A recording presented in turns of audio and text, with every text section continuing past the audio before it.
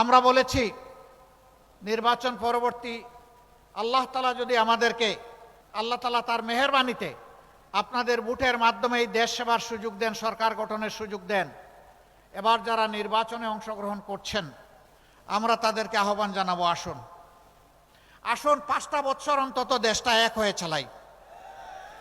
তবে 3টা শর্ত মেনে আসতে হবে। প্রথম শর্ত হচ্ছে নিজেরা কোনো দুর্নীতি করবেন না এবং কোনো দুর্নীতিবাজকে বগলের নিচে আশ্রয় দেবেন না। নাম্বার 2, সমাজের সকল মানুষের জন্য ন্যায় বিচার নিশ্চিত করা হবে।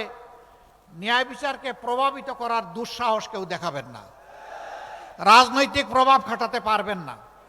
বিচারকে তার আপন গতিতে চলতে দিতে হবে এবং বিচার বিভাগকে সম্পূর্ণ স্বাধীন করে দেওয়া হবে,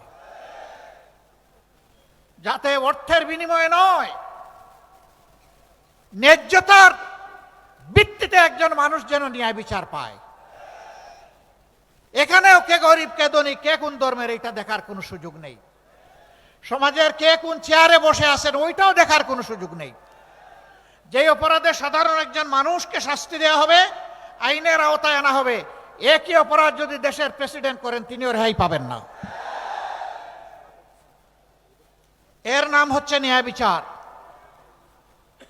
কারোর জন্য আপনার বিচার আর কারোর জন্য ইম্পিউনিটি, দায় মুক্তি, এর নাম বিচার নয়, এটা বৈষম্য, বিচারের উপরে জুলুম। আমরা সেই বিচারের উপরে জুলুম মানব না।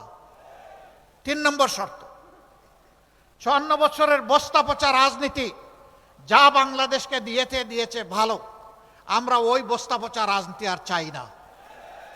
যেই রাজনীতি তার নেতা নেত্রীকে চোর বানায়, লুটেরা বানায়, সন্ত্রাসী বানায়, ফ্যাসিস্ট বানায়, ওই রাজনীতি আর আমরা দেখতে চাই না। ফ্যাসিবাদ যাতে আর ফিরে না আসে, দুর্নীতিবাজরা আর যাতে সমাজে চলাফেরা করতে না পারে, এমন একটা দেশ এবং সমাজ গড়ার জন্যে দেশবাসী মুখিয়ে আছে। বিশেষ করে রক্ত দিয়ে লড়াই করা যুবকরা, যুবতীরা মুখিয়ে আছে। আমরা তাদের কাছে ওয়াদাবদ্ধ, তোমাদের সেই আকাঙ্ক্ষা পূরণে লড়াই যতদিন চালিয়ে যেতে হয় আমরা প্রস্তুত। এ লড়াই থামবে না। এ লড়াই তখনই পূর্ণতা পাবে যখন জনগণের এবং বিশেষ করে আমাদের যুব সমাজের আকাঙ্ক্ষা পূরণ হবে। সম্মানিত ভাই ও বন্ধুগণ, এই 3 শর্তে যারা দেশ গড়ার কাজে অংশ নিতে চাইবেন আমরা তাদেরকে বলবো মোস্ট ওয়েলকাম, আসেন। সবাই মিলে আমরা আগামীর বাংলাদেশটা গড়ে তুলব, স্বপ্নের বাংলাদেশটা গড়ে তুলব।